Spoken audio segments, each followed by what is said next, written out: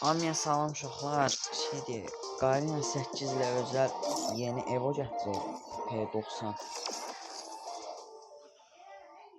Ciddi deyirəm, bütün Evolardan hamısından qəşəngdir.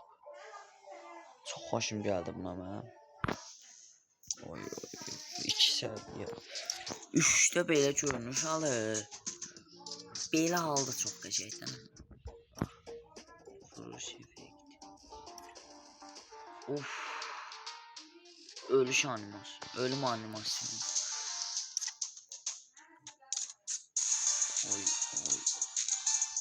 Çok güzeldi. Valla.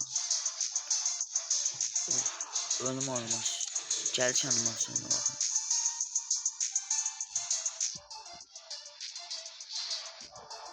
Çok qəşəngdir uşaqlar.